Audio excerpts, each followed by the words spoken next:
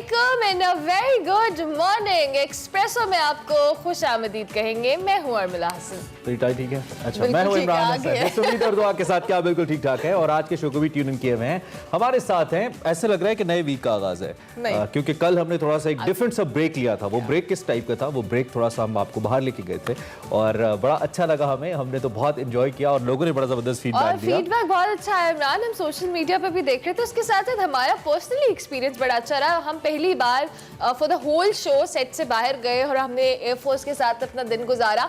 दो कि आपको रिकॉर्डेड सिर्फ 2 घंटे लगे, लेकिन हमने वहां पे काफी टाइम गुजारा। और हमें वो 2 घंटे या 2 घंटे की तो ऑब्वियसली ज्यादा वक्त हमें लगा उसमें सारा कुछ रिकॉर्ड करने में, दिखाने में, लेकिन उसमें इतनी ज्यादा चैलेंजिंग सिचुएशन लग रही थी। तो I was just thinking, in fact we were just thinking कि जो लोग यहाँ पे काम करते हैं, जो 24 घंटे ऑपरेशनल रहते हैं मुख्तलिफ एयर बेसिस के ऊपर, उनकी लाइफ कितनी चैलेंजिंग है। But they have taken this challenge. खुद से उन्होंने ये चैलेंज लिया और वो पाकिस्तान की खिदमत के लिए चल रहे हैं। खैर, कल चूंकि एयरफोर्स डे था तो हमने एयरफोर्स को खिराजी तहसीन पेश किया। और आज नेवी का दिन है। आज नेवी का दिन है। पाकिस्तान बहरिया जिसने आज के ही रोज बहुत जबरदस्त सरगर्मी, बहुत जबरदस्त खिदमात अंजाम दी। आज की तारीख को मौसूम किया जाता है बहरिया के दिन के हवाले से 1965 की याद को लेकर और जंग सितंबर को लेकर, जब द्वारका के मकाम के ऊपर दुश्मन के ऊपर पाकिस्तान नेवी ने अटैक किया। और ये पहली बाकायदा पार्टिसिपेशन थी पाक बहरिया की किसी भी जंगी सिचुएशन के अंदर। पहली दफा उन्होंने पार्टिसिपेट किया और दुश्मन को नाकोच्चा ने चबाया। हम इस पर मजीद भी बात करेंगे, चूंकि पाकिस्तान बहरिया का दिन भी उतना ही इंपॉर्टेंट है। हमारी जो समंदरी हुदूद है या हमारी जो बहरी हुदूद है वो भी उतनी ही जरूरी है जितनी फिजाई या जमीनी। इस पर हम मजीद भी बात करेंगे। और भी बहुत कुछ है। सिर्फ पाक बहरिया के हवाले से तो हमारी डिस्कशन होगी, लेकिन चूंकि पॉलिटिकल सिनेरियो में बहुत सारी हैपनिंग्स होती रहती है, उस पर भी बात करेंगे। लेकिन आगाज में आपको बताएंगे आज की हेडलाइंस। तालिबान ने अफगानिस्तान में अबूरी हुकूमत का ऐलान कर दिया। मोहम्मद हसन अखवंद कायम मकाम वजीर आजम, मुल्ला अब्दुल गनी बरादर और मुल्ला अब्दुल इस्लाम हनफी नाइब वजीर आजम होंगे। पंजाब में गुड गवर्नेंस के नाम पर फिर बड़ी तब्दीलियां। कामरान अफजल 5वें चीफ सेक्रेटरी, राव सरदार 7वें आईजी पंजाब तैनात। कराक्रम हाईवे 8वां अजूबा और हमारी गफलत की दास्तान, जानिए सेगमेंट माइंड मैटर्स में। 1965 की जंग में पाक बहरिया की शानदार कारकर्दगी की याद में आज मुल्क भर में यौम बहरिया मिली जोशो जज्बे से मनाया जा रहा है। आज दुनिया भर में फिजियोथेरेपी डे मनाया जा रहा है। फिजियोथेरेपी तरीका इलाज में बगैर अद्वियात के जिस्मानी अमराज का इलाज किया जाता है। प्रोग्राम में खुसूसी तौर पर बात होगी।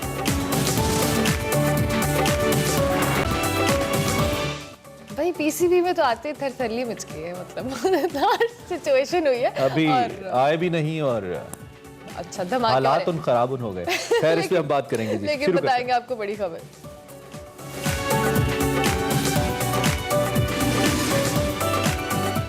वेलकम बैक जी। सबसे पहले बड़ी खबर, और बड़ी खबर में अफगानिस्तान मुसलसल हमारी खबरों का हिस्सा है। इनफैक्ट शह सुर्खी हमारी कल एक अहम पेशरफ्त इस हवाले से सामने आई। तालिबान ने अफगानिस्तान का कंट्रोल हासिल करने के तकरीबन 23 दिन के बाद नई इस्लामी हुकूमत की बुनियाद रख दी और अबूरी हुकूमत का ऐलान भी कर दिया।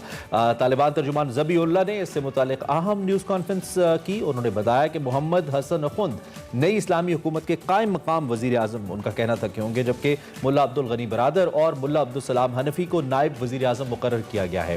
तालिबान तर्जुमान ने अबूरी हुकूमत के लिए 33 रुकनी काबीना का ऐलान करते हुए बताया कि मुल्ला अमीर खान मुत्तकी वजीर खारजा, सिराजुद्दीन हक्कानी वजीर दाखिला, मौलवी याकूब मुजाहिद वजीर दिफा, मुल्ला खैरुल्लाह खैर ख्वाह वजीर इत्तलात, जबकि मुल्ला हिदायतुल्लाह बदरी वजीर खजाना होंगे। बिल्कुल सवाल और जवाब के सेशन में ज़बीउल्लाह मुजाहिद ने अफगानिस्तान के अमूर में पाकिस्तानी मुदाखल के प्रोपेगेंडा को सख्ती से मुस्तरद करते हुए चैलेंज किया कि कोई साबित करे पाकिस्तान के इक़दामात से तालिबान को फ़ायदा पहुँच रहा है। ताहम उन्होंने इस बात को वाज़ेह किया कि अफगानिस्तान में जो क़याम अमन की तमाम तर कोशिशें हैं उसमें पाकिस्तान का किरदार बहुत अहम है। तर्जुमान ने अवाम को मुज़ाहिरों से गुरेज और उसमें शिरकत करने से एहतियात बरतने का भी मशवरा दिया और दावा किया कि मुजाहिरीन के पीछे बैरून मुल्क मुकीम लोगों का हाथ है और वो चाहते हैं कि मुल्क में बहरानी सूरत हाल बरकरार रहे। तालिबान गवर्नमेंट के हवाले से आपको बताएं तो अमरीका का रद्द-ए-अमल सामने आया है और अफगान पॉलिसी वाजे करते हुए बताया गया कि तालिबान हुकूमत को तस्लीम करना अभी बहुत दूर की बात है।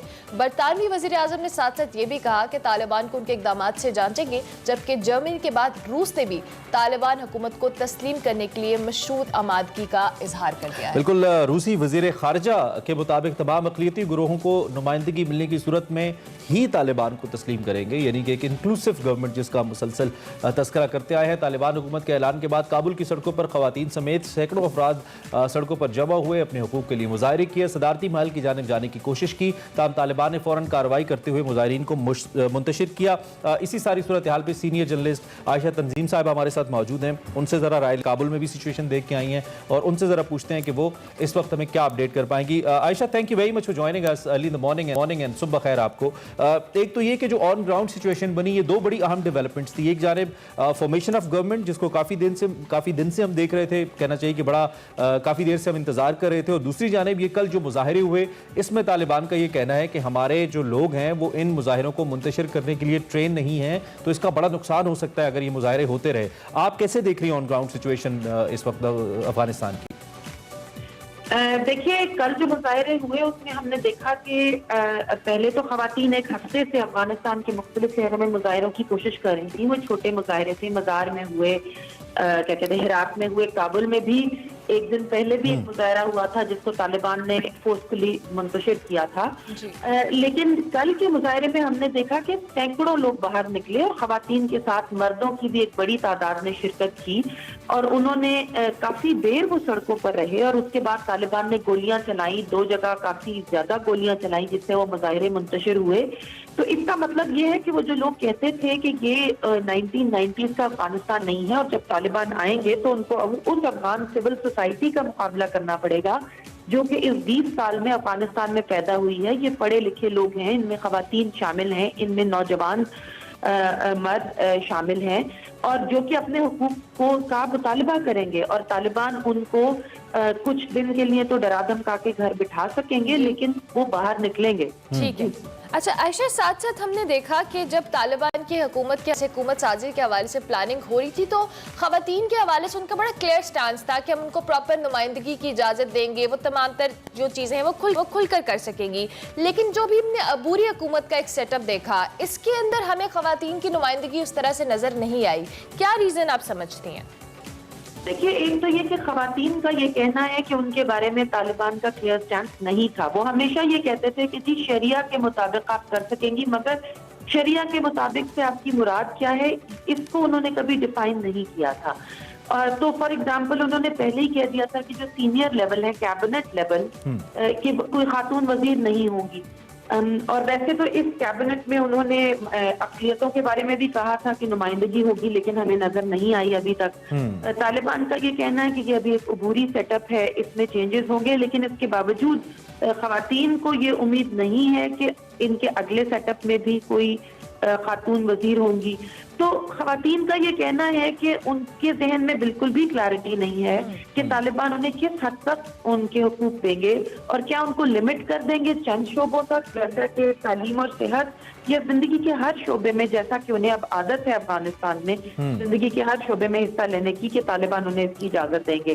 तो अफगान खवातीन बार बार इस बारे में क्लैरिटी की डिमांड कर रही है। ठीक है, और चूंकि ये सेटअप अबूरी ही है तालिबान की जानिब से, लेकिन हम इसको किस हद तक अबूरी समझे, क्योंकि ये जितने भी लोग जिनको मुख्तलिफ ओहदे दिए गए हैं, तकरीबन सभी मेन स्ट्रीम लीडरशिप है तालिबान की, और उनको कोई ना कोई ओहदा दे दिया गया है। तो इसके बाद आयशा, क्या हम एक्सपेक्ट करें कि कुछ मजीद थोड़े वाइब्रेंट ब्रेन्स जिनको हम कह सकते हैं वो आ सकते हैं इस कैबिनेट के अंदर, डिफरेंट पोर्टफोलियोज को लेकर संभाल सकते हैं उसको, ऐसा लग रहा है आपको? जी, ये तो अब आप तालिबान से ही पूछ सकते हैं, क्योंकि उम्मीद तो ये की जा रही थी कि इस सेटअप में कोई ताजिक, उज़्बेक, हज़ारा खवातीन, इनकी नुमाइंदगी होगी।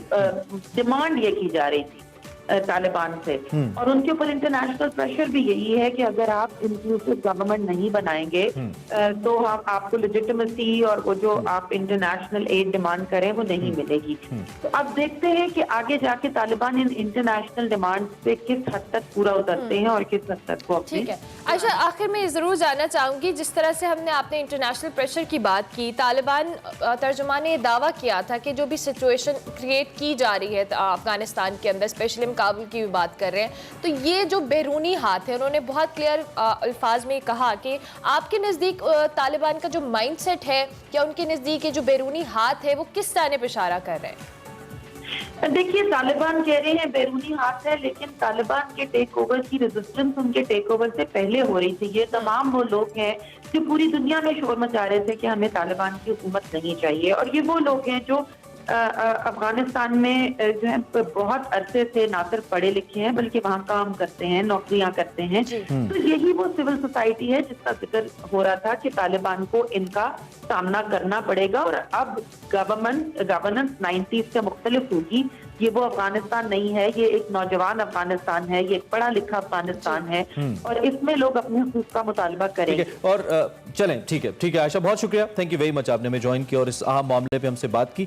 तो मजीद भी बात करेंगे। आयशा हमें अपडेट करी थी, उनका ये कहना है कि ये बहुत बड़ी तादाद थी लोगों की, लेकिन यहाँ पे सवाल ये अपनी जगह मौजूद है जिसको हम आगे लेकर चलेंगे कि क्या ये उतनी बड़ी तादाद थी जो कि ट्रबल कर सकती है तालिबान को अपनी गवर्नेंस को लेकर, चूँकि कुछ एफर्ट के बाद ये मुजाहिरीन मुंतशिर भी हो गए। सो हमें देखना होगा कि आगे ये मुजाहिरे किस जानिब जाते हैं। इस पर हम मजीद भी बात करेंगे। ब्रेक लेंगे? बिल्कुल ब्रेक लेंगे, ब्रेक के बाद हाजिर होंगे। आप देखते रहिए एक्सप्रेस।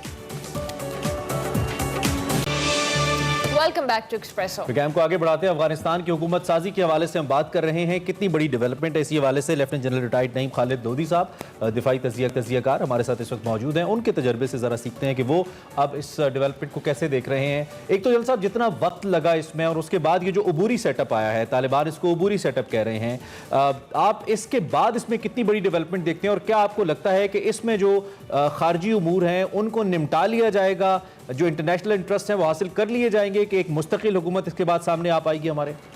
जी बहुत शुक्रिया। देखिए, हुकूमत का ना होना और अबूरी हुकूमत का होना इसमें बहुत फर्क है। और ये अबूरी हुकूमत उन्होंने क्या इसलिए कही है कि अभी तक उन्होंने ओथ नहीं लिया है, या फिर इसलिए कहा है कि कोई और मजीद परमानेंट सेटअप बाद में आएगा, ये उन्होंने वादे नहीं किया है। ये पता चल जाएगा। एक और बड़ी इंपॉर्टेंट बात ये है कि 34 जो प्रोविंसेस हैं वहां पर जो गवर्नरशिप्स हैं वो अभी उनका ऐलान नहीं हुआ है। वो मेरे ख्याल आज या एक आध दिन में हो जाएगा। वो बहुत इंपॉर्टेंट है, जिसको हम इंक्लूसिवनेस कहते हैं। उसमें ये गवर्नेंस की अपॉइंटमेंट बहुत जरूरी है कि वहाँ के लोकल लोगों को गवर्नर लगाते हैं या फिर कहीं और से लाके उनको उधर लेकर जाते हैं। ये बहुत इंपॉर्टेंट है। इस सेटअप में भी आपने देखा होगा कि जो उनके आर्मी चीफ हैं वो ताजिक हैं, एक डिप्टी प्राइम मिनिस्टर उज़्बेक हैं, एक और मिनिस्टर है वो ताजिक हैं जिनका ताल्लुक इकोनॉमी से होगा। जी। तो किसी हद तक इंक्लूसिव तो ये है।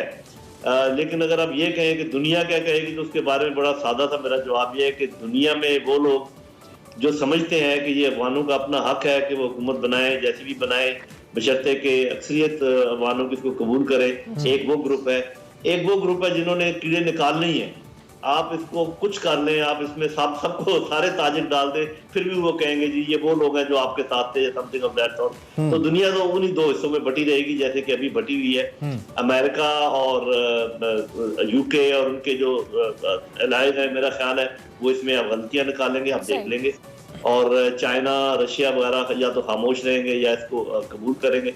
तो मैं समझता हूँ कि एक अच्छा कदम है जिससे मामलात वो अपने रोजमर्रा के मामला संभालना शुरू कर देंगे। तो आगे देखते हैं फिर इंशाल्लाह क्या होगा। ठीक हो गया। अच्छा जनरल साहब, साथ साथ अगर हम पाकिस्तान के किरदार के हवाले से बने, क्या है उनके लिए पाकिस्तान ने अफगानिस्तान के हवाले से बड़ी कोशिशें की हैं और कल इस बात का इतराफ़ भी किया गया है तालिबान तर्जमान की जानिब से। लेकिन अगर हम दूसरी तरफ देखें तो भारतीय जो प्रोपेगेंडा है उसके हवाले से अफगानिस्तान को लेकर पाकिस्तान के खिलाफ प्रोपेगेंडा किया जा रहा है। पाकिस्तान की इस हवाले से क्या पॉलिसी होनी चाहिए? और अफगानिस्तान का जो कल एक स्टेटमेंट भी आई वो भी एक बहुत स्ट्रॉन्ग उसमें वाइब दे रही है, ऐड कर रही है। जी बिल्कुल, वो कह रहे हैं कि हम बिल्कुल आज़ाद हैं और ये सारा प्रोपेगेंडा है। बात ये है कि ईरान, अफगानिस्तान, पाकिस्तान, ये तीन जो हमसाए हैं और ब्रदर मुल्क हैं, इनके दरमियान तफरका डालने की पूरी कोशिश हो रही है। इन्फो ऑपरेशन अरूज पर है। जी। अगर आप देखें मतलब ऐसा जहाज गिरा हुआ कोई दिखाना कि ये हमने गिराया और F-16 है, जबकि वो पता चल गया कि कब की बात है, कैसी है, और बड़े बड़े लोग फिर उसको अपने जो ना शामिल कर लेते हैं अपने ट्वीट्स में। तो ये info operations, disinformation, miss information, propaganda, psychological warfare, even जल साहब, यहाँ तक कि कल डॉक्टर आमिर लियाकत की तस्वीर पाकिस्तानी आर्मी ऑफिसर के नाम से उन्होंने पोस्ट कर दी लोगों ने। तो उसमें ये कि आपने देखा कि कुछ ईरान की तरफ से भी ऐसे बयान आए, कुछ गो के वो इररिस्पॉन्सिबल लोगों की तरफ से थे, कोई ऐसे गवर्नमेंट के मेन नहीं थे। उसके अलावा फिर अफगानिस्तान में आपने देखा कि ये जो मुजाहरे कुछ हुए हैं जिसमें ये ISI पाकिस्तान का जिक्र किया, ये तो होंगे बार बार। ये तो हम इस बात को दोहरा रहे हैं कि फिजिकली लोग यहाँ से चले गए, मिलिटरीली वो यहाँ पर फेल हो गए, लेकिन टोटल फेलियर अभी उन्होंने माना नहीं है। वो भी साइकोलॉजिकल ऑपरेशंस करेंगे, वो फाइनेंशियल ऑपरेशंस करेंगे, वो पॉलिटिकल ऑपरेशंस करेंगे, और पूरी कोशिश करेंगे कि पहले इन तीनों को अलग अलग करें, फिर इन तीनों को अलग अलग इनकी खबर लें। ये उनका ऑब्जेक्टिव है।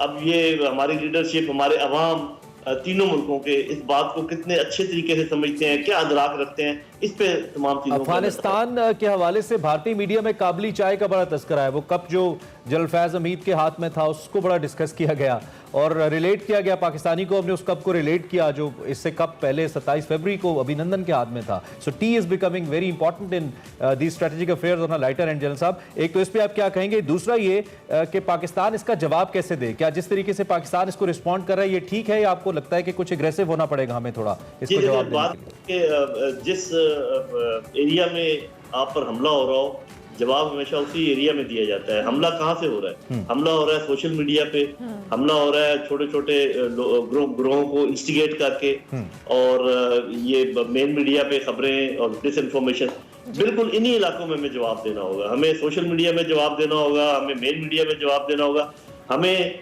जवाबी तौर पर अपने या जहां भी मुमकिन है ऐसे ग्रोहों को बताना होगा कि भी आप भी निकले बाहर और बताएं कि ऐसी कोई बात नहीं है। तो ये सारे जिस इलाके की जंग होती है उसी इलाके में जंग लड़नी पड़ेगी। ठीक हो गया, बहुत शुक्रिया जनरल साहब कि आपने अर्ली इन द मॉर्निंग इस इंपॉर्टेंट ज्वाइन किया। जनरल नईम खालिद लोधी हमारे साथ मौजूद थे, दिफाई तज्जिया कार इस हवाले से अफगानिस्तान की सिचुएशन पे अपना कमेंट दे रहे थे। अभी हम एक ब्रेक लेंगे, ब्रेक के बाद हाजिर होंगे। आप देखते रहिए एक्सप्रेस।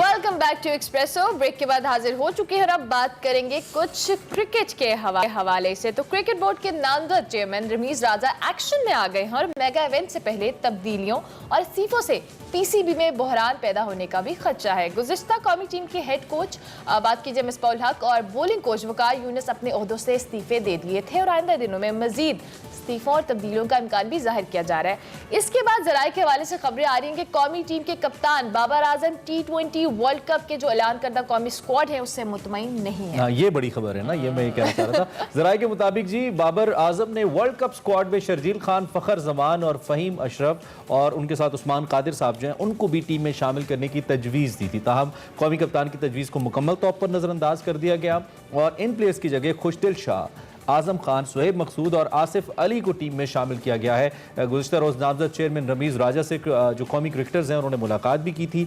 इसमें रमीज़ राजा ने इतलात के मुताबिक वाज़ेह किया कि वर्ल्ड कप स्क्वाड पर तनकीद हो रही है लेकिन तजर्बात से नहीं डरता। राजा साहब तजर्बात भी करने जा रहे हैं वर्ल्ड कप के अंदर। उन्होंने ये भी मंतक अपनाई कि टीम में शामिल किए गए प्लेयर्स में अगर एक भी चल गया तो वर्ल्ड कप अपना है, और व्हाट इफ राजा साहब एक भी ना चला तो ये बार ही होता है। अच्छा चले अब इस पे बात करते हैं। मिर्जा इकबाल बेग हमारे साथ मौजूद। मिर्जा साहब वेलकम एंड गुड मॉर्निंग। बड़ी अब मैंने ना हेडलाइंस के बाद ये बोला था थरथरली सी मच गई है। रमीज राजा साहब अभी आए नहीं है और ये जो इधर से उधर उखाड़ पछाड़ का जो सिलसिला शुरू हुआ है। सबसे बढ़कर जो इम्पोर्टेंट खबर है वो बाबर आजम के हवाले से कि जब कल से हम पूरे मीडिया पे यही खबरें सुन रहे हैं कि Babar Azam is not happy with the squad, उनको बहुत सारे प्लेयर्स चाहिए थे जिनको शामिल नहीं किया गया। सुबह बखैर इमरान और अरमला आपको भी। और वाकई में पाकिस्तान क्रिकेट बोर्ड में एक किस्म का जल्जला सा आ चुका है, एक भौचाल सा बर्पा हो चुका है कि क्या होने जा रहा है। अभी तो 13 सितंबर दूर है, आज 8 सितंबर है। रमीज राजा 13 सितंबर को बाकायदा चेयरमैन बनेंगे PCB के, लेकिन उससे पहले बाबर आजम के जराये से जो खबरें आई कि टीम की सिलेक्शन में रमीज राजा ने अपना इनपुट दिया जिसकी वजह से आसिफ अली और दीगर खिलाड़ी जो है वो टीम में शामिल हुए। बाबर आजम, जिस तरह इमरान ने कहा, वो खुश नहीं है। तो कल बाबर आजम को ये मैसेज दे दिया गया है कि आप सिर्फ खेल पर तवज्जो रखें और आप खिलाड़ियों के सिलेक्शन पर ज्यादा बात ना करें। लेकिन सवाल ये पैदा होता है कि एक सिपा सालार जो टीम को मैदान में जाकर लड़ाएगा फौज को, अगर उस सिपा सालार की मर्जी की फौज नहीं होगी, उसकी मर्जी की टीम नहीं होगी, हारेगा तो सारा ब्लेम फिर कप्तान पे आ जाएगा कि जी कप्तान ने अच्छी कप्तानी नहीं की। तो बाबर आजम का मौकिफ सही है, लेकिन लगता यह है कि रमीज राजा मैसेज देना चाह रहे हैं। जिस तरह शर्जील खान को नहीं लिया गया कि वो खिलाड़ी जो दागदार हैं, जिन्होंने पाकिस्तान क्रिकेट के लिए जो माजी में जो कुछ किया उसकी वजह से, तो रमीज राजा जो यूट्यूब चैनल पर अपने कहते रहते थे काफी चीजें करने जा रहे हैं, लेकिन बहुत तेज जा रहे हैं। ऐसा लग रहा है कि जो स्लिपरी जगह है और वो धड़ाधड़ चले जा रहे हैं। हाँ, मुझे लगता है कि तो सारे वायरस के मसाइल हैं, कभी लैपटॉप सिलेक्शन और देन यूट्यूब चैनल से जो अभी चलने लगा, ये सारे मसाइल वहां से ऐसे लगता है कि हो रहे हैं। लेकिन दूसरी जानिब अगर वो मैसेज दे भी रहे हैं मिर्जा इकबाल बेग साहब, तो उन प्लेयर्स के जरिए क्यों दे रहे हैं जिन पे एक आम आदमी भी तनकीद करता है।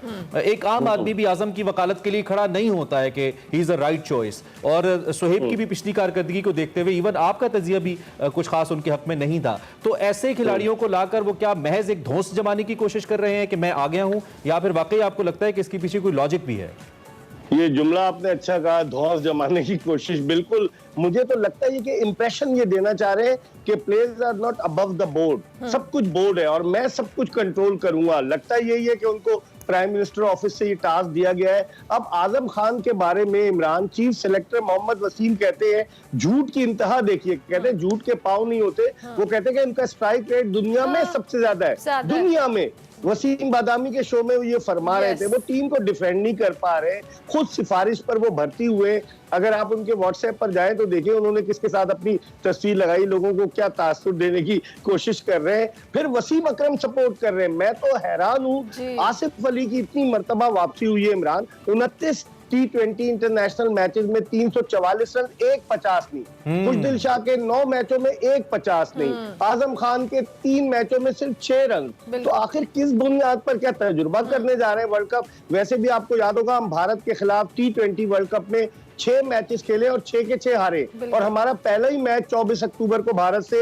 उसके अलावा हमारे ग्रुप में अफगानिस्तान और न्यूजीलैंड है जिनको हम रूल आउट नहीं कर सकते। ठीक हो गया मिर्जा साहब, जिस तरह से आपने बात की कि पीसीबी के हवाले से वसीम अकरम साहब की भी आपने कल स्टेटमेंट कोट की, वो भी बड़े बेहतरीन अंदाज में आजम खान को डिफेंड करने की कोशिश कर रहे थे और बहुत सारे लोगों ने उनको डिफेंड भी किया, जहां पे पूरी दुनिया, एक आम लेमैन भी जो केलन को क्रिटिसाइज कर रहा है उनकी टीम पे शमूलियत पे, फिटनेस के हवाले से सबसे बड़ा कोई और आप स्टैटिस्टिक्स को भी नजरअंदाज किया जाए तो फिटनेस एक बहुत बड़ा सवालिया निशान है आजम खान को लेके, और बहुत सारे ऐसे प्लेयर्स हैं जिनका फिटनेस लेवल उस तरह से नहीं है और वो स्क्वाड का हिस्सा है।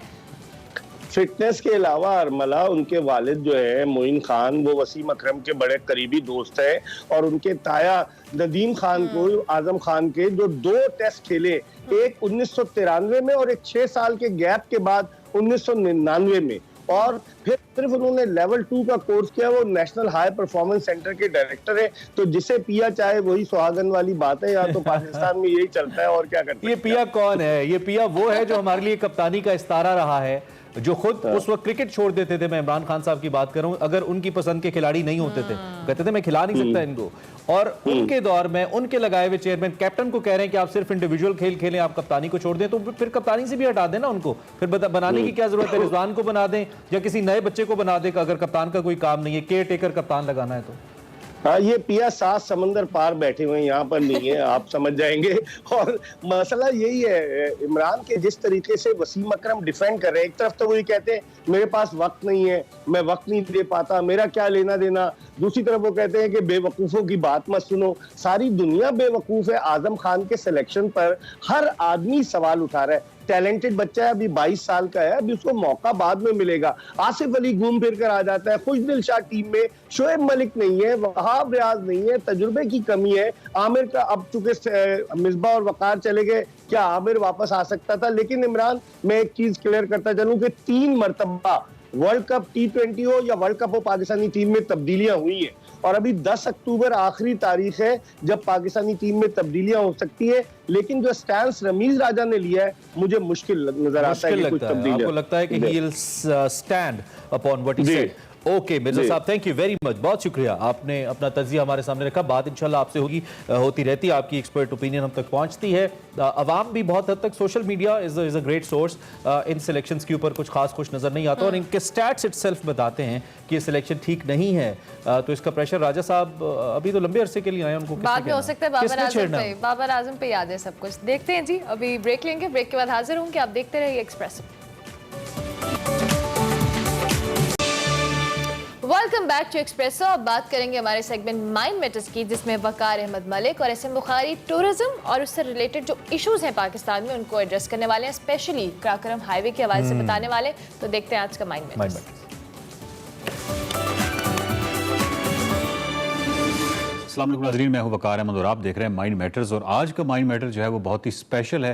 वो स्पेशल इस हवाले से है कि हमारे जो मेहमान हैं वो सैयद मेहदी बुखारी हैं, जिनकी एक जहत, मैं अभी भी एक जहत कह रहा हूँ, हालांकि ये इनकी नुमाया तरीन जहत है फोटोग्राफी, लेकिन डेफिनेटली इन्होंने पाकिस्तान का चप्पा चप्पा घूमा हुआ है, उसके मसाइल, सेहत के हवाले से मसाइल, इन तमाम चीज़ों से बखूबी वाकिफ़ हैं। और मैं चाहूँगा कि सेहत के हवाले से हमने आपसे वादा किया था कि बुखारी साहब को एक दफ़ा इनवाइट करेंगे और सेहत के हवाले से और उसके मसाइल के हवाले से बात करेंगे। सबसे पहले ये बताइए कि क्या वजह है कि 73 साल तारीख में मुझे कोई ऐसा काबिल आदमी सेहती शोबा का हेड होते हुए नज़र नहीं आया?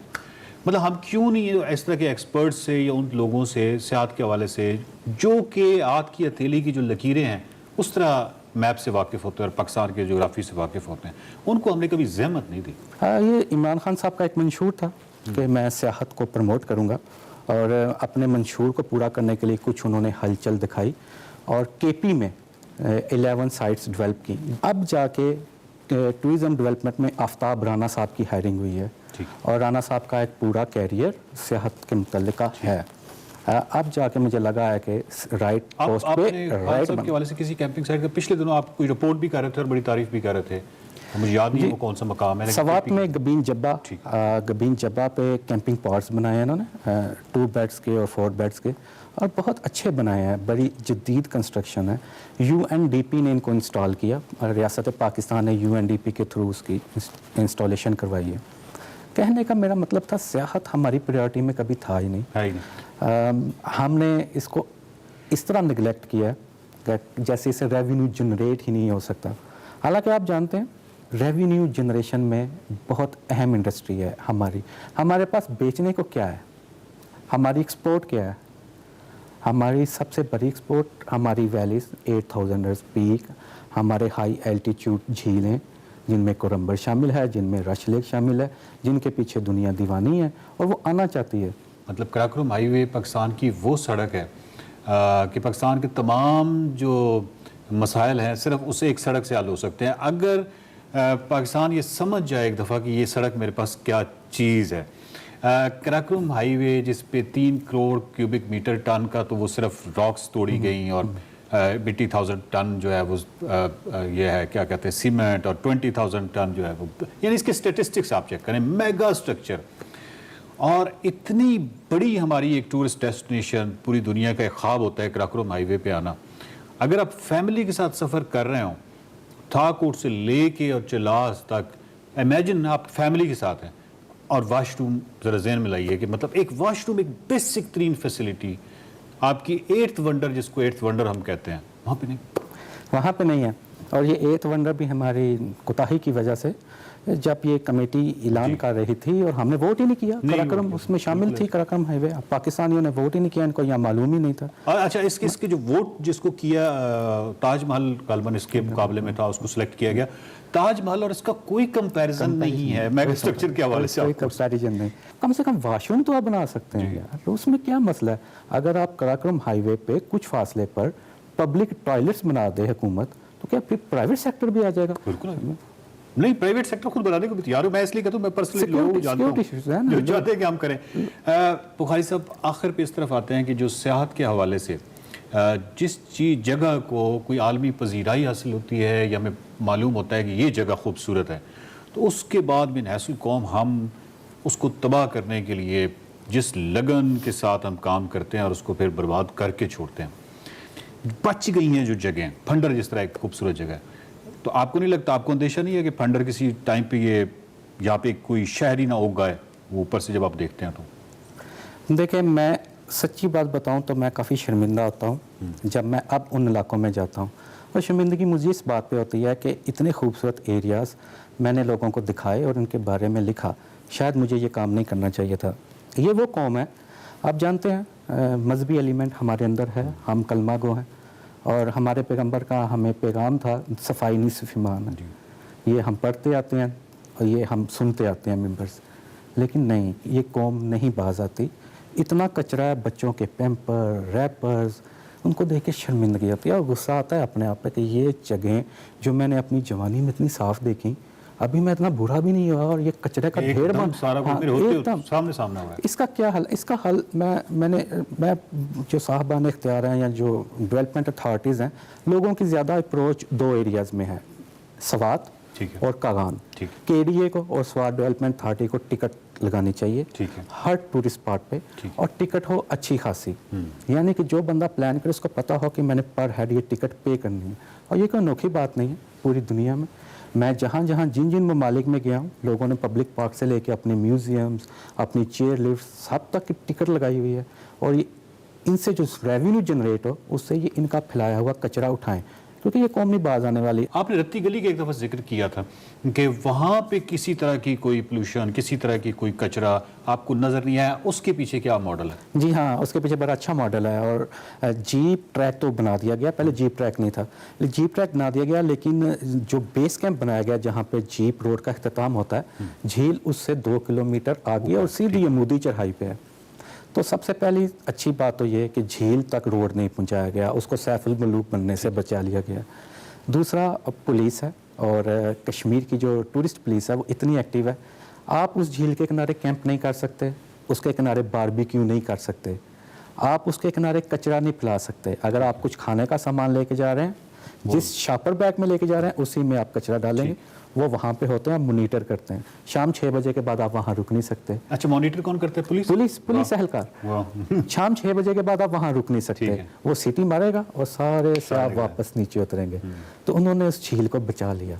आपके लिए खबर ये है कि हपाकुन तक सुना है कि जीप तकरीबन उसको एक्सेस बनाई जा रही है। अच्छा, तो अब आपके जहन में या आपकी जो शक्ल आ गई होगी तगाफरी की और राकापोशी का जो बेस कैंप है, और अगले 5 साल या 10 सालों में वहाँ क्या होने जा रहा है, तो आखिर पे सिर्फ एक शॉर्ट सा नोट दे दीजिए कि ये जो एक्सेस हम दे देते हैं रोड की मुख्तलिफ जगहों पे, क्या ये देनी चाहिए या नहीं देनी चाहिए? मेरे अपने ख्याल में हर चरागाह, मैडो या झील, उसके कुछ हिस्से तक तो रोड एक्सेस हो और आगे लोगों को खुद हाइकिंग करके जाना हो, तो ये आपका कदरे प्रिजर्व रह सकता है एसेट। तो शुक्रगुजार हूँ आपका, आपने वक्त दिया।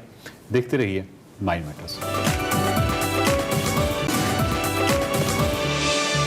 एक्सप्रेसो में आपको एक बार फिर से खुशामदीद। शो के दूसरे हिस्से में आ चुका है। बिल्कुल, और चूंकि हम यौम बहरिया मना रहे हैं आज, हमने अपनी बरी अफवाज को 6 तारीख को, फ़िज़ाई को 7 तारीख को, और आज हमने अपनी जो बहरी अफवाज उनको खिराज तहसीन पेश करना है। इसी हवाले से किस तरीके से आज के दिन और इस जंग सितंबर में बेहतरीन किरदार अदा किया हमारी बहरिया ने, एक स्पेशल सेगमेंट है हमारे पास, आपको दिखाते हैं। अस्सलाम वालेकुम नाज़रीन, आज मुल्क भर में यौम पाक बहरिया मनाया जा रहा है। इसी दिन 1965 को पाक बहरिया ने पाकिस्तान की बरी और फ़िज़ाई अफवाज के साथ मिलकर दुश्मन के दांत खट्टे किए। जंग सितंबर में पाक बहरिया की खिदमात और कुर्बानियों को खराज अकीदत पेश करने के लिए आज मैं पाकिस्तान नेवी वॉर कॉलेज में मौजूद हूँ। अस्सलाम वालेकुम, गुड मॉर्निंग, कैसे हैं आप? Good morning, I am fine, आप कैसी हैं? मैं भी ठीक हूँ। इस वक्त हमें कैप्टन रेहान ताहिर ने ज्वाइन किया है, जो हमें पाकिस्तान नेवी वॉर कॉलेज का एक विजिट कराने लगे हैं, दिखाने लगे हैं कि इसकी हिस्टोरिकल सिग्निफिकेंस क्या है, कौन कौन सी यहाँ पे इंपॉर्टेंट चीज़ें हैं, क्या मिनिएचर्स हैं। तो इनके साथ चलते हैं और देखते हैं। First of all let me welcome you. बहुत खुशी हुई आपने आज हमें यहाँ पे हमारे नेवी वॉर कॉलेज में ज्वाइन किया। सबसे पहले तो जब मैं यहाँ एंटर हुई तो मुझे कुछ बाहर फ्लैग्स नजर आए और फिर अंदर आते ही मेरी नजर इन फ्लैग्स पे पड़ी। तो इन फ्लैग्स की सिग्निफिकेंस क्या है, ये पहले तो बताइए।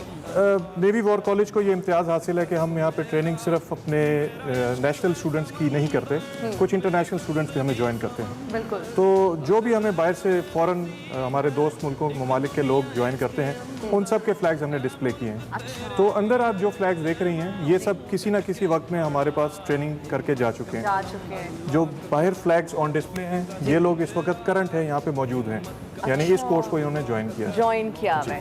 ठीक हो गया। तो सबसे पहले आप हमें किस हिस्से की जो है ना वो विजिट कराने लगे हैं, कौन सा हिस्सा दिखाने लगे हैं? ये सबसे पहले तो मैं आपको इस बिल्डिंग के बारे में बता दूं कि जैसा कि आपने देखा बाहर से भी, this is a custom built building, जो कि जनरली आप देखते हैं कि इस तरह के इंस्टीट्यूशंस को कोई मेकशिफ्ट अरेंजमेंट्स में किया जाता है, जैसे कि पाकिस्तान नेवी वॉर कॉलेज भी पहले किसी और बिल्डिंग में था। इसमें आप देखेंगे कि हर चीज़ एक थीम को फॉलो करके बनाई गई है। हर चीज़ यहाँ पे, जैसा कि आप देखें, नेवी के कुछ चीज़ें पड़ी हैं। दिस इज़ रहनुमा है, ये जो सी में जहाज़ों पर इस्तेमाल किए जाते हैं ये इक्विपमेंट। दिस इज़ अ एक आम इंसान को नहीं पता कि क्या है, मुझे नहीं पता, तो क्या थोड़ा सा आप एक्सप्लेन करेंगे कि क्या है? इनके साथ ये लिखा हुआ भी है, डिस्क्रिप्शन है। ये बैरोग्राफ है, ये बैरोमीट्रिक प्रेशर को मेजर करता है। तूफान के आने और जाने का इससे हमें पता चल तो ये जाता क्या है। अगर हम ले ले तो हमारे क्या कोई काम का है? नहीं, ये हम प्रिजर्व किया हुआ आप लोगों ने। हम इसको इस्तेमाल करके ये इंफॉर्मेशन बताते हैं लोगों को। बताते हैं। ये सेक्सटेंट है जिससे हम स्टार शूट करके अपनी पोजीशन का तयन करते हैं सी में कि हम किस जगह पे मौजूद हैं। डायरेक्शन को जी, डायरेक्शन स्पेसिफिक करता है। ठीक है। यहाँ पे इस तरफ आ जाएं तो ये टेलीग्राफ है। ये आजकल के जहाज़ों में तो नहीं होता, लेकिन पुराने ज़माने के जहाज़ों में होता था। इससे इंजन कंट्रोल किया जाता था। अच्छा। तो ये सिंबॉलिक नेचर की चीज़ें हैं, ताकि सारी एंटीक चीज़ें हैं। जी बिल्कुल बिल्कुल। आइए यहाँ मैं आपको नेवी वॉर कॉलेज का विजन दिखा देता हूँ। जी। To be the centre of excellence in naval staff training, operational planning and intellectual pursuits, to groom and enhance future leadership of Pakistan Navy sister services and friendly countries based on the finest traditions, core values and goals of Pakistan Navy. Goals of Pakistan Navy. Wonderful. Sir अभी आप हमें कौन सा portion दिखाने वाले हैं इस college का?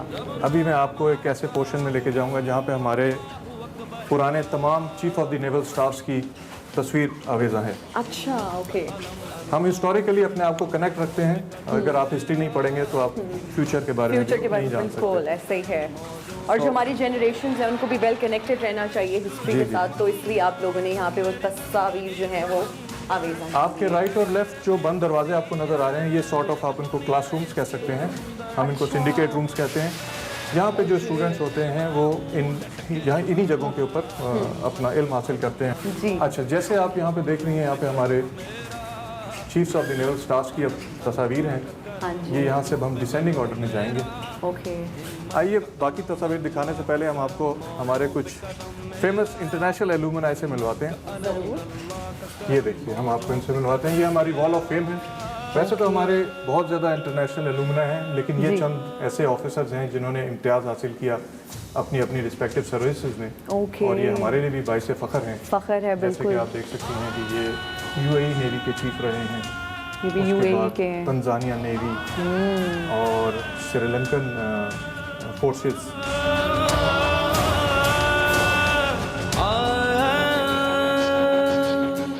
सर मुझे ये बताइए कि पाकिस्तान नेवी का हिस्सा होना कितने फ़ख्र की ट्रिब्यूट करते हैं।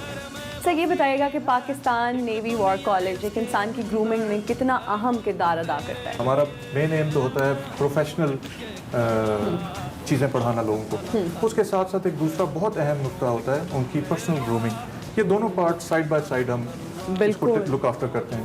एक साइड पर उनकी प्रोफेशनल और एकेडमिक लर्निंग होती है, साथ साथ उनकी पर्सनल ग्रूमिंग भी होती है। पर्सनल ग्रूमिंग के लिए भी हम उनको स्पेसिफिक वर्कशॉप्स और interactions with very learned people, academia. और लाहौर में होने का हमारा एक पर्पस भी ये था कि अब हमें we have access to that vast resource of academia जो बहुत लर्निंग। ये कौन सा हिस्सा है जी कॉलेज मैडम, का? इस वक्त हम नेवी वॉर कॉलेज की लाइब्रेरी में दाखिल हो चुके हैं। ओके। यहाँ पे हम आपको जो हमारे पास वास्ट रिसोर्स ऑफ बुक्स है वो दिखाएंगे, किस किस किस्म का मवाद इनके लिए अवेलेबल है स्टूडेंट्स के लिए। सर ये बताइएगा कि 1965 की जंग में पाकिस्तान नेवी का क्या अहम किरदार था? पाकिस्तान बहरिया ने 1965 करने के लिए बहुत जो है वो फंडामेंटल रही।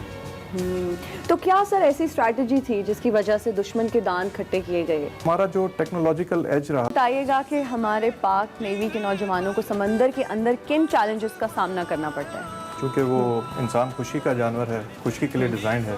कुछ लोगों को मोशन सिकनेस होती है, जैसे आपको भी शायद पहाड़ों में जाते हुए कभी कभी फील हुआ होगा।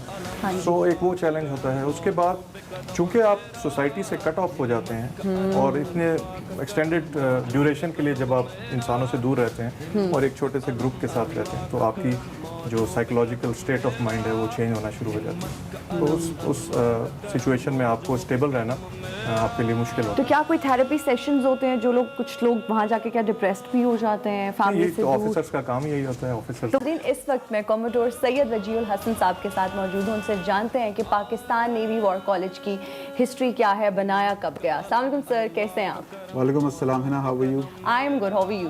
एब्सोल्युटली फाइन, अल्हम्दुलिल्लाह। पाकिस्तान नेवी वॉर कॉलेज को if you look back into the history, तो ये समवेयर अराउंड 1971 ऑलराइट, उस वक्त ये तश्कील में आया और उस वक्त स्टाफ स्कूल इस्टेब्लिश हुआ कराची मनोड़ा में।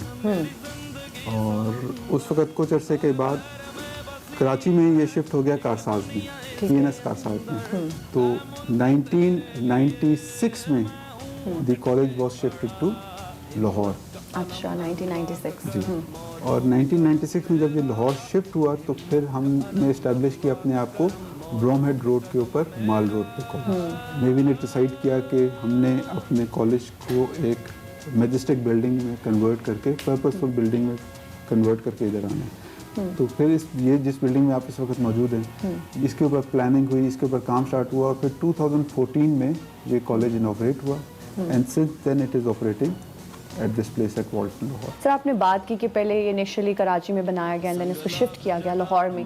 तो लोकेशन चेंज करने की वजह क्या थी? क्योंकि आप लोगों की तो समंदरी मशकें भी होती हैं, तो क्यों नहीं उस जगह पे वहाँ पे इसको कायम रखा गया और यहाँ क्यों मूव किया गया? अच्छा, it's a very interesting question. Heartland of Pakistan is Lahore. आप किसी से पूछें कि पाकिस्तान का दिल क्या है तो कहते हैं जी लाहौर पाकिस्तान का दिल है। 60% of Pakistan population lives in Punjab. Obviously same strata goes for Pakistan Navy. अच्छा, जिधर हम समंदर को पाकिस्तान के दिल तक लेके नहीं आ सकते, ना पाकिस्तान के दिल को समंदर तक लेके जा सकते। अच्छा, समंदर जो है वो एक बहुत वास्ट पॉसिबिलिटीज प्रोवाइड करता है इंसानों को और पाकिस्तान को कि वो अपना रिस्क इसमें से तलाश करें। तो फिर उस वक्त पाकिस्तान नेवी ने फैसला किया कि यहाँ पे लोगों में समंदर की हिफाजत और पाकिस्तान नेवी की हिफाजत को उजागर करने के लिए, बताने के लिए नेवल स्टाफ कॉलेज को इधर शिफ्ट किया गया। सर आपने बात की कि यहाँ पाकिस्तान नेवी, एयरफोर्स, आर्मी के नौजवान जो हैं उनको ट्रेनिंग दी जाती है, तो किस तरह की ट्रेनिंग दी जाती है? कौन से ऐसे कोर्सेज हैं एग्जैक्टली? अगर आप थोड़ा सा स्पेसिफिक होकर हमें बता दें। अच्छा, इधर जो बेसिकली इधर लोगों को एजुकेट किया जाता है। Officers are educated over there because war is a difficult proposition. It's a social activity. इस वॉर की प्लानिंग कैसे तरीकों से ट्रेनिंग दी जाती है, एजुकेट किया जाता है। सर अगर हम बात करें इंटरनेशनल स्टैंडर्ड की, बैनुल अक़वामी मयार की, तो कौन सी ऐसी टेक्नोलॉजी है जो आपने यहाँ पर इस कॉलेज में इंट्रोड्यूस करवाई हुई है just to maintain that international level? You know, in everything it trickles down to the human resource. तो I have got the best officers of the Navy over here who acts as the directing staff. All right. Directing staff actually guide the students over here, student officer over here. We call them course members. They direct the course members and provide them conducive learning environment. जो मेरे पास officers हैं, those who perform best in this course, they are selected to represent Pakistan Navy abroad. So they go abroad for their education. इस वक्त कितनी countries से आपके पास यहाँ पे जो है वो ऑफिसर्स आए हुए हैं ट्रेनिंग के लिए? अच्छा, what I can tell you is कि तकरीबन हमारे कोर्स की 30% जो है कॉन्स्टिट्यूंसी वो हमारे फॉरेन फोर्स मेंबर्स होते हैं। अच्छा। और वो हमारे साथ जब टाइम गुजारते हैं तो दिस ऑल्सो प्रूव्स कि हमारा जो ट्रेनिंग स्टैंडर्ड है वो इतना अच्छा है कि डिफरेंट कंट्रीज से लोग आते हैं training. They ranges from as far as Indonesia to on one side to Nigeria. इन कौमों की ज़िंदगी में कुछ दिन बहुत अहम होते हैं। सितंबर की जंग भी लाजवाल कुर्बानियों पर मबनी एक दास्तान है। 1965 की जंग में पाकिस्तान नेवी ने दुश्मन पर ऐसे वार किए कि उनके औसान खता हो गए। आज मैं पाकिस्तान नेवी वॉर कॉलेज में मौजूद थी और हमारी कोशिश थी कि इस सेगमेंट के ज़रिए आपको बताया जाए कि 1965 की जंग में पाकिस्तान नेवी का क्या किरदार रहा, इस कॉलेज की हिस्ट्री क्या है। मैं उम्मीद करती हूँ कि आज का इस सेगमेंट आपको पसंद आया होगा। अपना ख्याल रखिएगा। Keep watching Expresso. Welcome back to Expresso. Programme में आगे बढ़ते हुए अब बात करते हैं कुछ ओवरसीज पाकिस्तानीज के हवाले से जो कि मुल्की तरक्की के लिए बहुत बड़ा हिस्सा डालते हैं। बहुत बड़ा एसेट है पाकिस्तान के लिए। अर्ज़ पाक में बैरून मुल्क सरमायाकारों को सरमायाकारी के मौके फराहम भी किए जाते हैं, करते रहते हैं ऐसा ओवरसीज़ पाकिस्तानी। और आज हमारे साथ एक ऐसे ही ओवरसीज़ पाकिस्तानी मौजूद हैं। इनफैक्ट इनका ताल्लुक़ लाहौर से है और गुलाम इसाक खान इंस्टीट्यूट जीकी से उन्होंने इंजीनियरिंग की है और अमेज़ॉन के साथ भी काम कर चुके हैं। और इस वक्त हम अगर उनकी बात करें तो पाक लॉन्च के नाम से एक ऐसा प्लेटफॉर्म इन्होंने इंट्रोड्यूस करवाया है जिसमें वो मुख्तलिफ जो इन्वेस्टर्स हैं उनको पाकिस्तान में सरमायाकारी की तरगीब दे रहे हैं। बिल्कुल, और इस हवाले से एक वर्चुअल कॉन्फ्रेंस भी करने जा रहे हैं। हमारे साथ अली फहद मौजूद हैं, को फाउंडर पाक लॉन्च के। उनको वेलकम करेंगे। Thank you so much for joining us in espresso. I hope it's a good morning for you. सबसे पहले तो हम आपके इस स्टार्टअप के हवाले से जानना चाहेंगे, पाक लॉन्च के हवाले से कि बेसिकली ये है क्या, ताकि फिर हम इसके आगे फर्दर डिस्कशन आज की जो कॉन्फ्रेंस होने जा रही है उसके हवाले से भी जानना चाहेंगे। जी, तो Pak Launch is a community that started in San Francisco पिछले साल अप्रैल में 2020 में। हमारे 10,000 मेंबर्स हैं global. Most of them are outside Pakistan working for some of the biggest companies on the planet. और हमारा मिशन है पाकिस्तान के अंदर कैसे इन पैसा लाया जा सके स्टार्टअप्स के लिए और नॉलेज ट्रांसफर की जा सके। जो कॉन्फ्रेंस आज हो रही है उस पर president of Pakistan is coming. 14 global VCs आ रहे हैं जो कि कंबाइंड $50 बिलियन मैनेज करते हैं। लॉट ऑफ एंजल इन्वेस्टर्स भी आर एक्सपेक्टिंग। 21,000 से ऊपर लोगों ने साइन अप कर दिया हुआ है। और so we are expecting a big show. Unicorn companies के फाउंडर्स हैं वहाँ पे। पाकिस्तान की 6 सबसे ज्यादा फंडेड स्टार्टअप्स जो हैं वो भी वहाँ पे मौजूद हैं। तो the idea is to showcase Pakistan to the rest of the world कि we are ready. So that's really great, Fahad. अब तक आपने कितना कोलैबोरेट किया है टुवर्ड्स पाकिस्तान इन्वेस्टमेंट्स, और क्या ये सिर्फ क्या export led kind of investments हैं या आप समझते हैं कि जो हमारी मुल्क के अंदर भी इसको इन्वेस्ट किया जा सकता है? सो बेसिकली आप किन एरियाज के ऊपर काम करें? ये दोनों सवालों का जवाब दीजिएगा कि अब तक कितना हुआ और किन एरियाज पे काम करें। हम लोगों ने पिछले 6 महीने में तकरीबन $7 मिलियन की इन्वेस्टमेंट पाकिस्तान के अंदर लेकर आए हैं डॉलर्स में। और वो हमने इस तरह किया कि we picked up the startups in Pakistan. उनको हमने शोकेस किया बाहर के फॉरेन इन्वेस्टर्स को। तो we are community just creates awareness कि पाकिस्तानी स्टार्टअप्स जो काम कर रही हैं वो बहुत उम्दा काम कर रही हैं। तो उनको सिर्फ दुनिया को दिखाया और जो ग्लोबल इन्वेस्टर्स थे दे इन्वेस्टेड। तो ये जो कॉन्फ्रेंस है it's like an extension in a much bigger scale, but it's basically the same thing.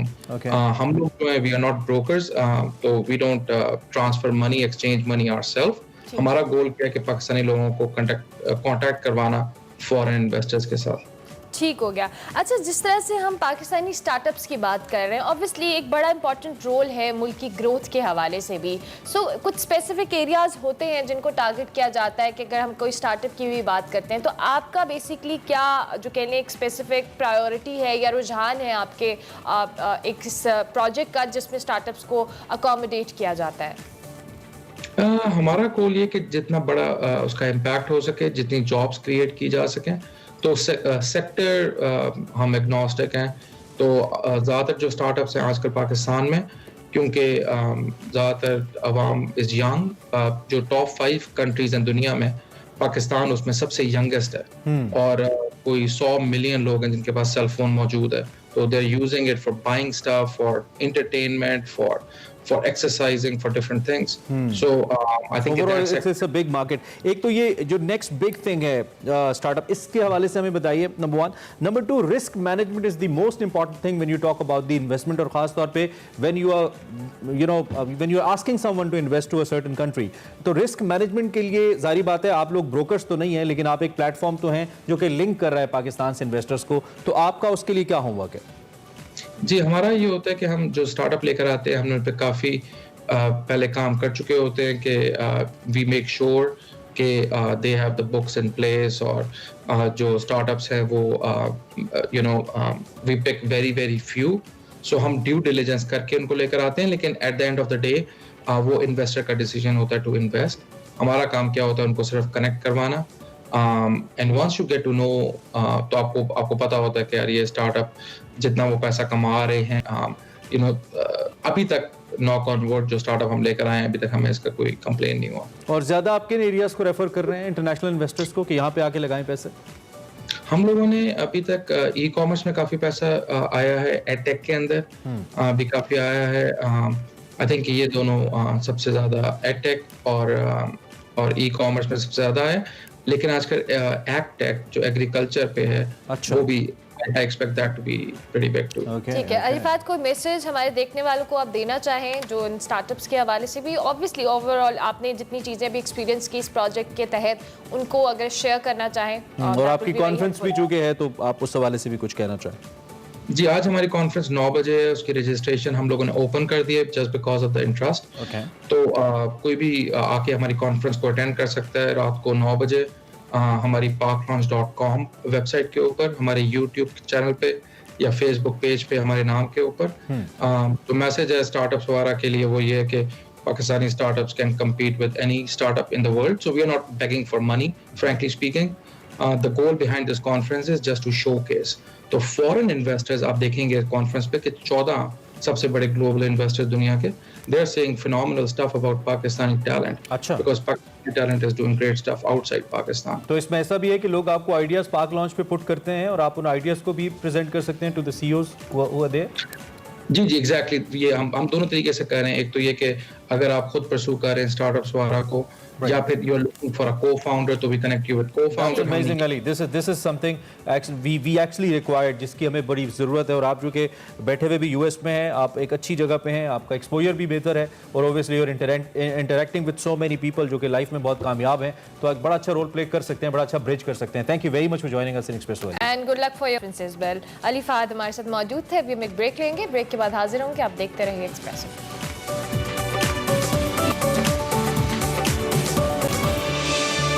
Welcome back to Expresso. Programme में आगे बढ़ेंगे और आपको बताएंगे कि आज दुनिया भर में फिजियोथेरेपी डे मनाया जा रहा है।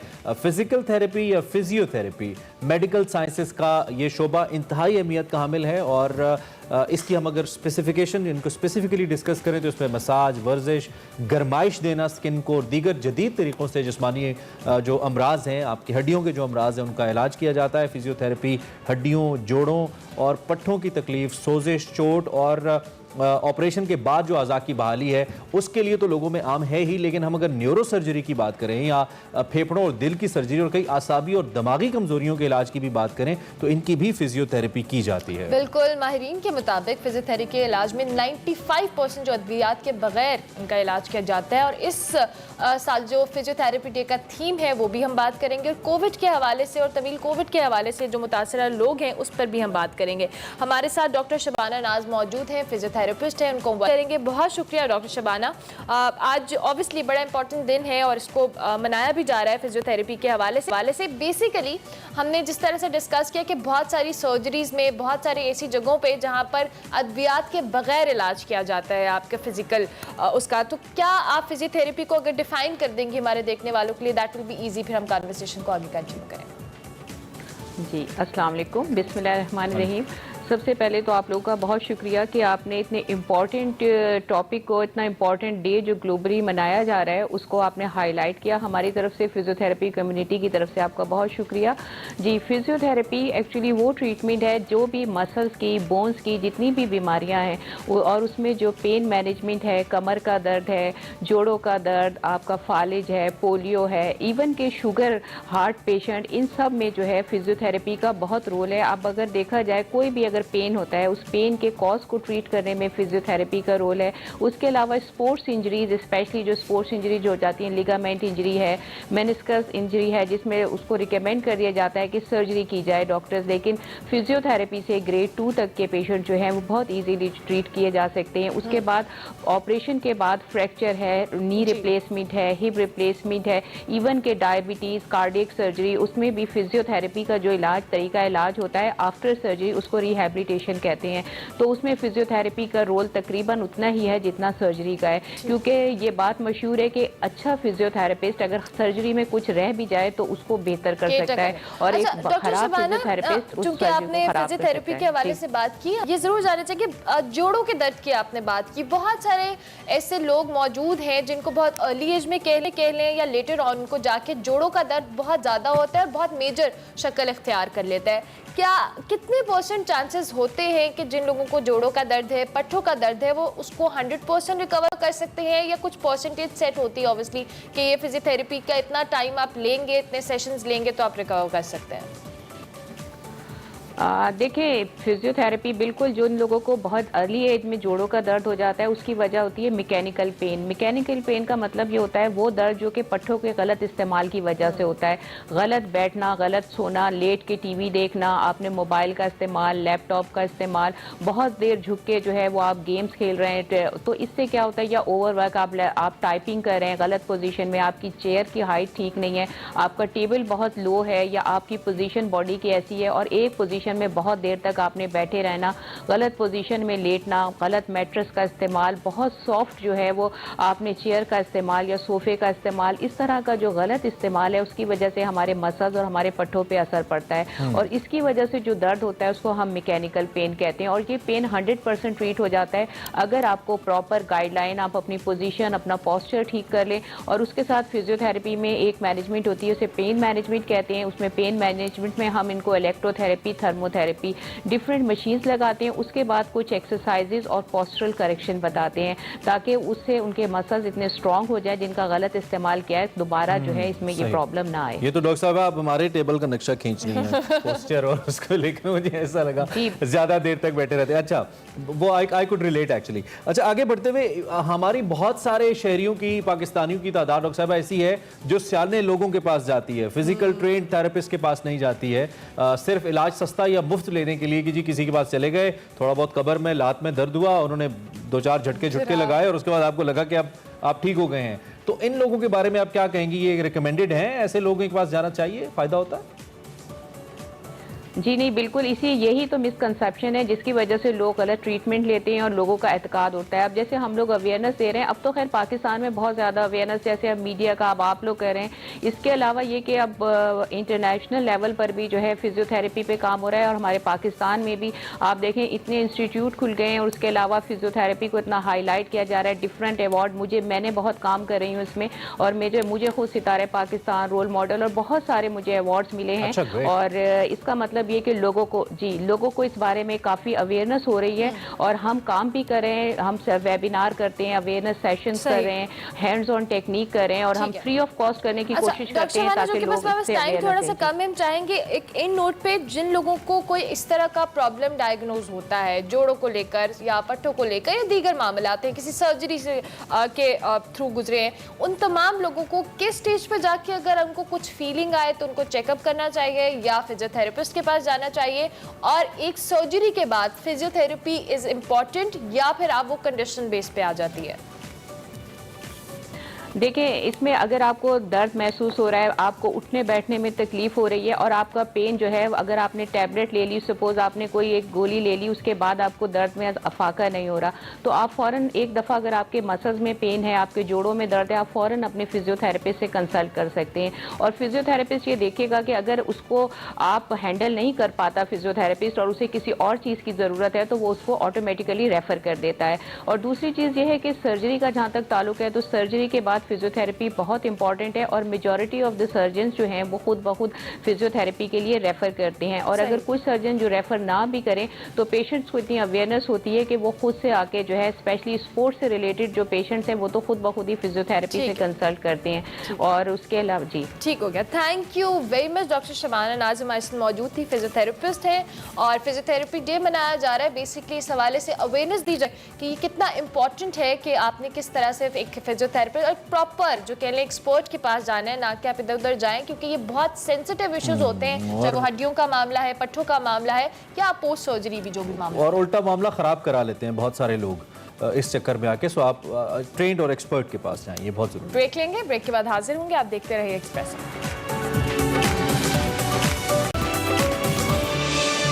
Welcome back to Expresso. चूंकि हम बात कर रहे थे वर्ल्ड फिजियोथेरेपी डे के हवाले से, तो उस हवाले से ही आज की एक्सरसाइज होने वाली है। खुशी भट्ट हमारे साथ मौजूद है, खुशी को हम खुशामदीद कहेंगे। खुशी को खुशामदीद। खुशी खुशामदीद, कैसी हैं आप? गुड गुड, आप लोग कैसे हो? बिल्कुल ठीक ठाक। खुशी, चूंकि अभी हम फिजियोथेरेपी डे के हवाले से बात कर रहे थे, कौन सी एक्सरसाइज आज आप बताने वाली है?